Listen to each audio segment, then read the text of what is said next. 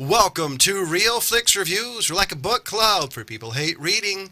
This month they're in grab bags, so James picked the movie The Quick and the Dead, made in 1995. We did Season 1 episode of The Expanse. And this week we have Jonathan Charney, James Stevens, Hello. and Ryan Preston.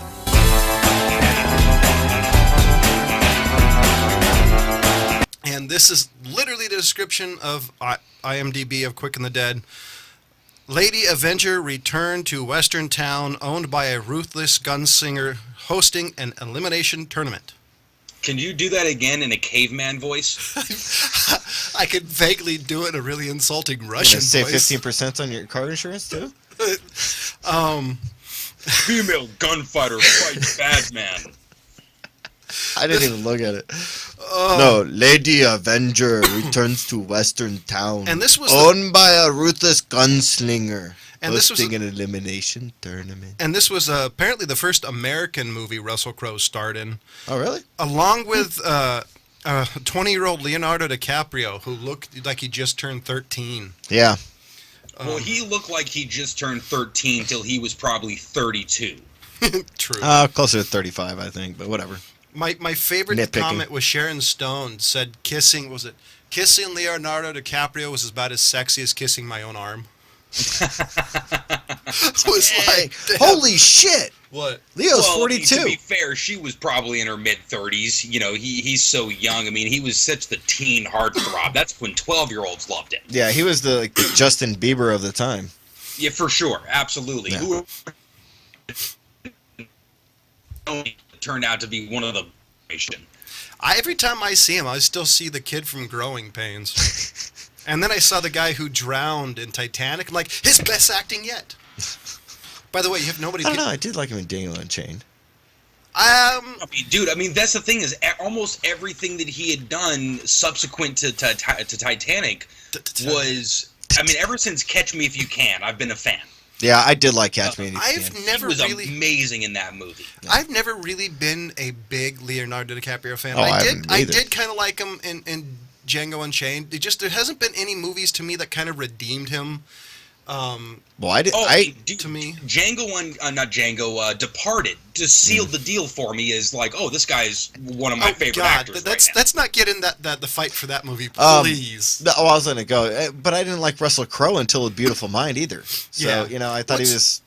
Like Yeah, subpar. this is true. I can agree with that. Interesting fucking fact about DiCaprio: he owns the rights to the HHA Holmes story. Oh, I hope he doesn't act in it. Huh. Interesting. Well, it would just, I mean, his sensibility over the years, I'd be interested to see if he does something with that in the future. That could be interesting. I wonder if he's going to be directing or if he's actually going to be starring. No, see, I think this would be like his directing or producing it.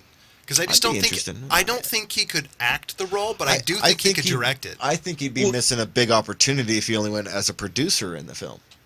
I think he's one of the most prolific character actors that's out there right now, because every person that he does is a very, very unique character. You cannot compare it. It's not Denzel Washington doing the same version of the same guy in 10 different movies, or Sam Jackson or Liam Neeson, piece of crap. Yeah, I mean, yeah, it's true. Liam Neeson has played almost the same character since Darkman. I mean, it's the same thing that Keanu Reeves got stuck with for a long time.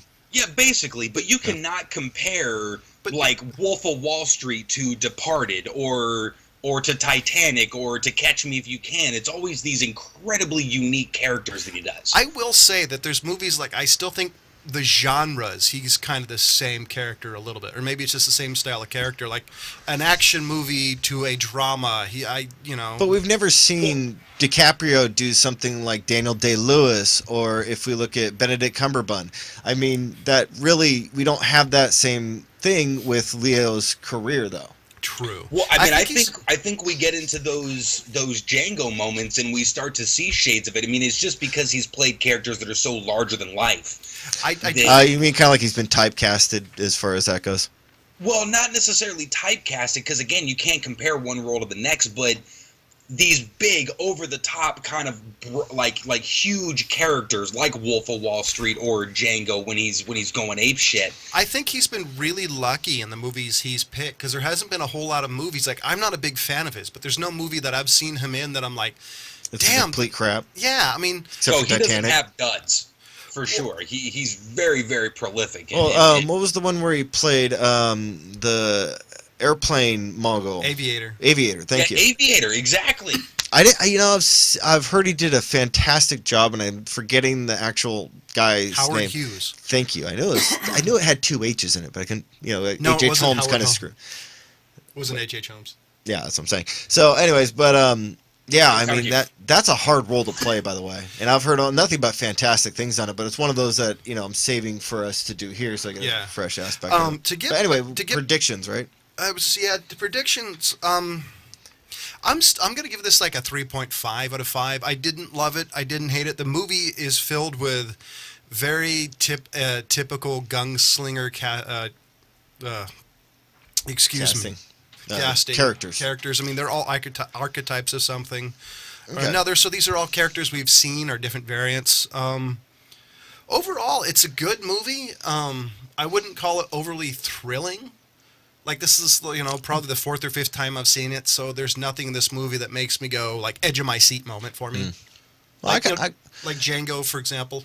Well, I'm kind of with you on that one. I'm going to give it a 3.5. I've been saving quite a bit of what I want to say about this movie because Ryan have talked a couple times over the past couple days, and it's like I got to bite my tongue because there's things I want to mention about this film. But yeah, you're basically right. I mean, as far as I'm concerned, this fit into the action genre that was being pumped out in the late to early 90s and late 80s. This kind of fit right along with that. You're not getting a fresh story. You're getting it chewed up, garbled in under the director's point of view. But at least this is the director who this is Sam Raimi. So Yeah. at least this is a director who at least has a sensibility that I thought pulled this movie off. Because if this was any other director, I think it would have sucked. No, okay, so now brings me to mine right here. My initial sort of, because I hadn't seen this movie in quite a while, my initial was going to be a 2. Because I didn't have the most fond memories of this movie. The one thing that was about to change that was I had realized it was Sam Raimi.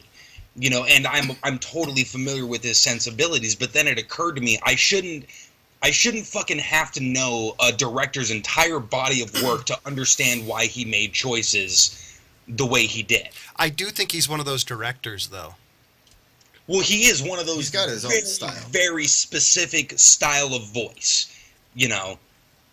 And it didn't work with this movie. It was way too comic booky, which works for fucking Spider-Man, but not a Western. See, Not Spider-Man 3, guys. See, I don't think this movie could, because if you take, say, like Unforgiven, probably one of the best Westerns made in the 90s, I don't think it would have worked as a serious movie. I think that the tone of voice for this movie was about as good as you're going to get with the material. But that's the thing, it was a satire, but he never mentioned that it was a satire. It was never said. It was never out there on Front Street like, hey, by the way, this is like an amalgamation of certain Hollywood genre Western movies. We're all just left thinking, oh, okay, I guess I'm going to watch a Western movie. And I like a fucking good tournament movie as much as the next guy. Still But flying the guillotine. tone of this thing just really throws you for a loop if you don't know what you're expecting. See, I went into this movie not expecting anything the first time I saw it. And I totally thought it was a comedy. I thought it was hilarious. There was lots of points where I laughed. You had all the archetypal characters that were in any Western film that you can imagine. You had the really bad guy, the bad guy who's going for his redemption. You had the bounty hunter. You had the character that's returning back because their family got killed, which I love. I mean, I've always laughed every single time when the guy from CSI, Gary Sinise is up there and he's like, just aim for the rope, honey, and she freaking nails him perfectly in the head. I mean, I always busted up at that. I thought it was a comedy the entire time. Well, okay, James, it is a comedy. I bust up at things like the daughter accidentally shooting Gary Sinise in the head. That shit was funny. But funny to you and me, and I recognize, like, okay, are these people taking this so seriously. Like it didn't come off to me as a satire. It came off as somebody trying to make a very serious Western movie. I would say if you, I never took this at all for a serious Western movie. I would say if you take, Ever. I would say if you Well, take this, it ain't Sam Peckinpah or Sergio Leone, but it's like the '90s version of like, oh, somebody's trying to rebranch out into the Western genre. What the fuck did I just watch? I would say if you take Hilarity. I would say if you take this as a serious Western movie, then it's very half baked and going off extremely half cocked. I mean, they have the scene where To they're me- looking through Gene Hackman's body. How are you guys not laughing at this? Come on. Well, to me, I always took it as a comedy. I mean, because everything about this movie is over the top and hilarious. Like the first time you really see what Sharon Stone can do, she knocks the chair under off the dude and catches the bottle, and so it's like, okay, this is a comedy because that would never happen in a serious Western. Yeah. Well, that's the thing is in order to do something like that as a parody, you have to have these little bit more of a tell. Okay. Well, your comment last week not last week, but when I picked this movie, and you said, "Oh, that movie that takes itself way too seriously." And so that kind of made me think, I was like, I never looked at this film that way.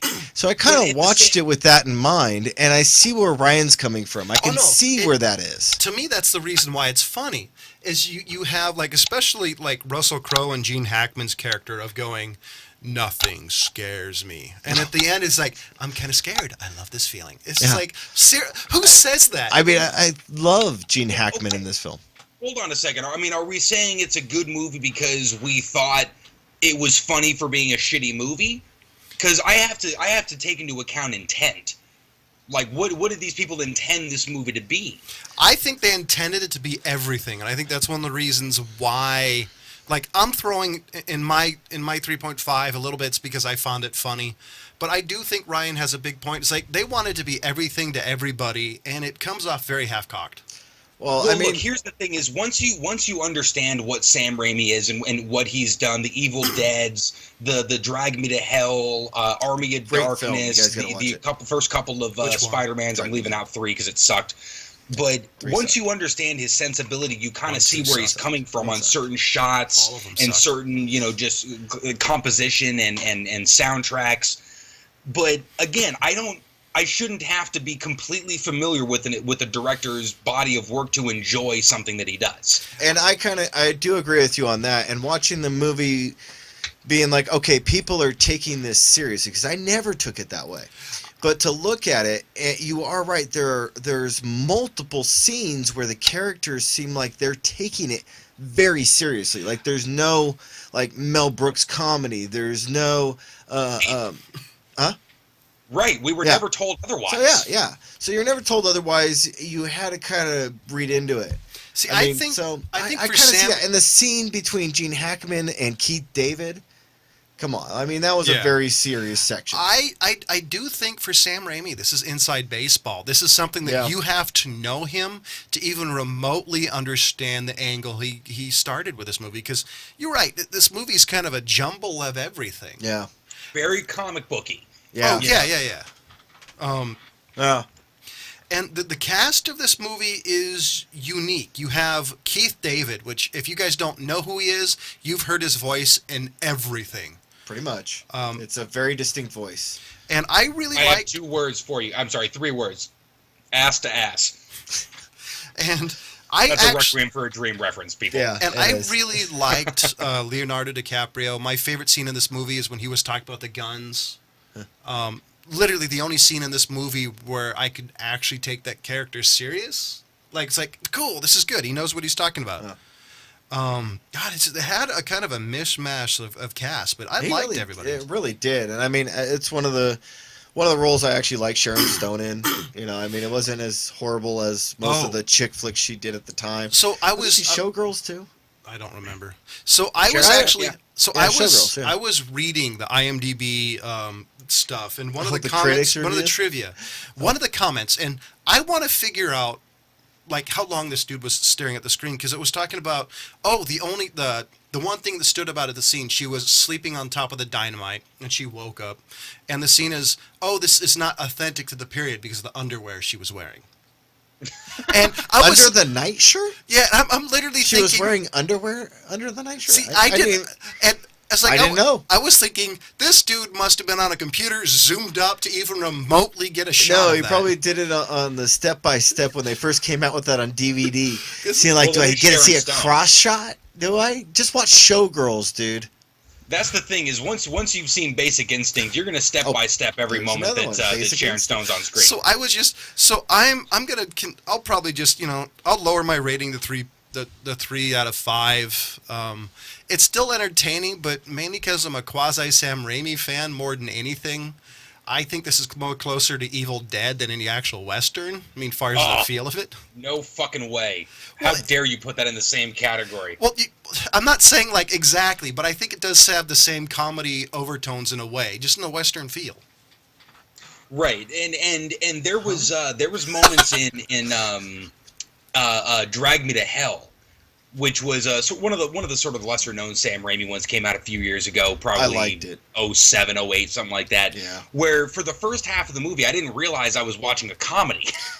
And then all of a sudden you get into those really specific Sam Raimi tropes, and I was like, oh, wait a second, who did this movie? This has to be Sam Raimi. 2009. Because all of a sudden I started seeing shades of like Army of Darkness and. You see, that's exactly what I'm talking about. It's certain things he does in every movie. Yeah. Right, but okay, but Evil Dead 2, Army of Darkness, you knew from fucking point one that was a comedy. This was a parody that was also creepy as shit, which was kind of what was really unique about those movies. But it was obviously a comedy. Like, you're trying to laugh at some of the things that are actually disturbing. So what do you give this movie, Ryan?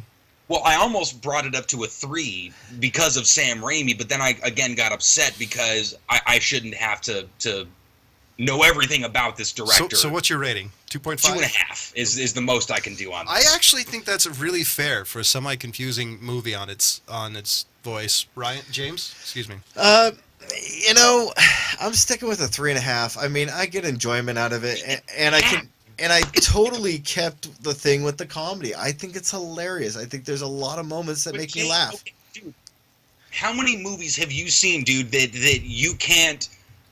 that you have to tell people, like, why you're laughing? Like, oh, I'm laughing because I'm a sick bastard, not because this is funny. Well, Requiem for a Dream, for one. Exactly. Like, you wouldn't tell somebody, hey, this is Requiem for a Dream. It's a really funny movie. And kids. What? This one, I'm not really going to spell it out for somebody, but when they look at me and I'm laughing and I'm like, dude, like, look, they're looking through his freaking body right now. Come on. It's if I'm laughing at a movie and the person next to me is not laughing at it, I'm at the theater with the wrong person. Yeah, it seems like a really half-assed version of like two or three different genres. Hold on. James and I have watched movies together and have laughed and had the rest of the theater glare at us for laughing. Oh, yeah. So, I mean, I just want to get a little context to this. I swear I almost got an ass beating on the last Matrix. Yeah, they were very pissed at us. Die! So we do have a Facebook page. Is there a movie you want us to do? Do you love us, hate us? Just let us know. The other thing is we do now have an audio podcast. You can catch us on Stitcher, Podbean, and more. Oh, and the Nazi comment was from me, so you guys can go ahead and throw more things at me. And so I picked episode 1, season 1, episode 1 of The Expanse. The description of it is a police detective in the asteroid belt, the first officer, an interplanetary ice freighter, and an earthbound United Nations executive slowly discover a vast conspiracy, blah, blah, blah, blah. I loved, the thing to me I think had the best, I liked best, is the feel of this movie. Yeah. Because the police officer reminded me too much of Blade Runner. The Ice Pirates is a semi-rip-off of other things. Overall, I liked the series. I think I watched 6 episodes in a sitting. Oh, well. Yeah, I'm going to definitely be watching sitting, more you of this. said. Yeah.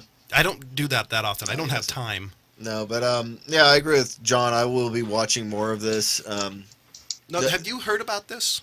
I had heard about it before. I hadn't gotten around to it. I've got a long list of TV shows I keep up Now, with. the only But reason this is one that's getting on the list. the only reason I heard about this was Adam Savage was kind of Tom Cruising about it. You know, he was jumping up and down about it, and I'm kind of glad I actually paid attention because I liked everything about this movie, and my favorite part is there people. It's really easy to tell who you hate. Yeah.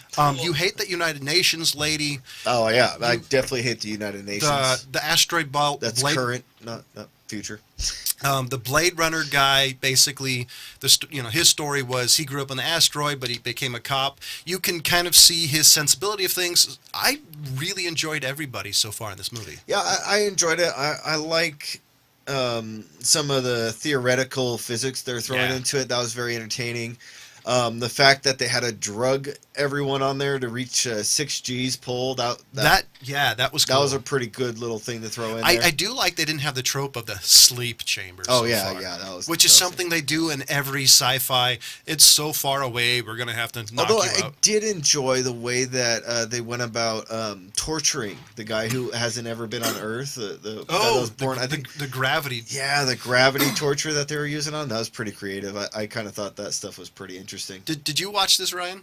You know what? I'll tell you what. I've been out of town for a few days, and I didn't actually get a chance to watch this. And I got home today. It's my girlfriend's birthday, and I started getting drunk. Oh, happy But, birthday, Amber! Happy Oh, wait, birthday, we already Amber. did that. Drink some wine. But She's the I true think voice of Ryan. much like you, John. I was looking forward to this because of Adam Savage's sort of testimony regarding it, and it would throw you off because of sci-fi or sci-fi as we like to call it. Because they haven't really put out anything that would suggest that they're into science fiction, the real hardcore genre. Their version of sci-fi but- was Dune, the one with the rear projection walking. God. Right, but Adam Savage, forget everything about I that. know about No. him, I mean, he's such a The vagina purist, monster. when it comes to these things. I mean, he spent so many years at I think he was at ILM. if Yeah, I'm he not was a mistaken, hard edge Light model Magic. maker. Yeah. at Building ILM. props and sets and miniatures and things like that. So his sensibility for sci-fi has always, mirrored mine to a lesser extent, obviously, but He's only that stoner really creative. sold me. And I mean, it was always bandied about as this Game of Thrones in space, and I was the biggest fucking Battlestar Galactica fan. Yeah. I got into The that too. the one that started, I want to say 05 or something like that. I was really surprised how much I liked that. Now, I haven't watched it since because I just don't have time, but I was really impressed. This is, Ryan's right, it's very kind of soap opera-y in space, which I think lends itself very well to outer space genre. Yeah. Well, you have to endear yourself to a character. It's true in anything, but sci-fi, you can't just throw a bunch of science at people and have it be interesting. No. It's gonna be interesting to 9 fucking people. Yeah. So I'm really, really looking forward to watching this, especially after your reactions to it. So who's your favorite character? Because mine actually is the Blade Runner guy, just because the fact that he's this jaded cop who kind of beats the crap out of people and gets away with it. But you can kind of see there's going to be something about his past that's going to kick up. I would have to say I like the original XO. He's from Breaking Bad. He died within 10 minutes of the show. So I'm done. No, I'm kidding. Damn, that's quick. I would have to see. I kind of like the replacement XO, who was a lieutenant. He'll be an interesting You mean one. the black because, lady? No, she wasn't the XO. She was one of the. She was the repair lady or whatever. I know. I'm just giving you shit back. Anyways, but yeah, that's cool. I'd be interested to see where he goes with that character.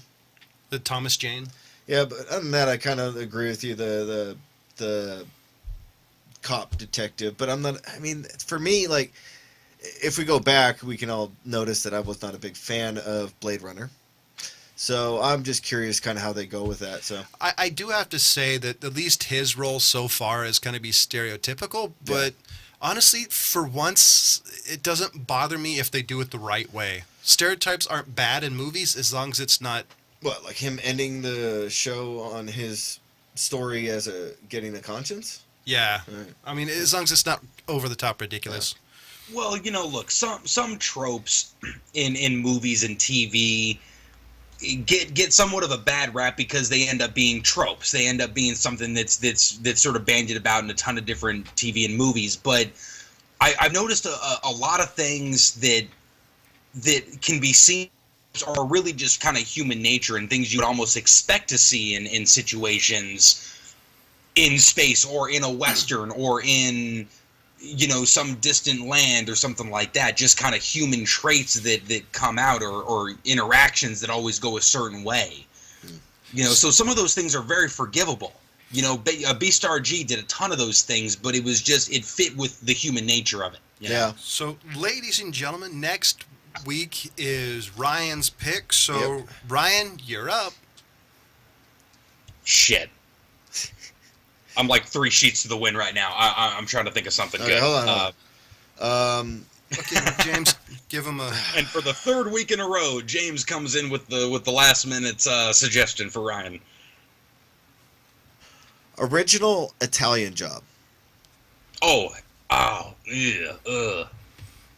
Yeah, okay. I haven't seen that movie for fucking 20 years. Okay. I love the pain voice, and Well, yes. You know what it was? That was me thinking like, oh, okay. And then I remembered the remake, and I almost threw up. So it's the Italian Job made in 1969, starring Michael Caine and Michael Benny Hill. Caine, yeah. Does this mean I have to pick the TV show? Because I have a TV show too. I'll go. Well, you bastard! I was gonna fucking pick The Expanse, you dick. Oh, well, We already did that one. yeah. Right? So we're gonna do Penny Dreadful. All right. Okay, that's definitely one my girlfriend likes. She'll be happy to So hear that. we'll do season 1, episode 1, since I like just doing the first episode. All right. That's actually an interesting first episode. So, ladies and gentlemen, hold on, I got to bring up my notes. I gave Quick and the Dead a 3 to 5. James gave it a 3.5 out of 5. Ryan gave it a 2.5 out of 5. Next week, it's the original Italian Job made in 1969. and season 1 episode of Penny Dreadful. And as always, thank you for watching.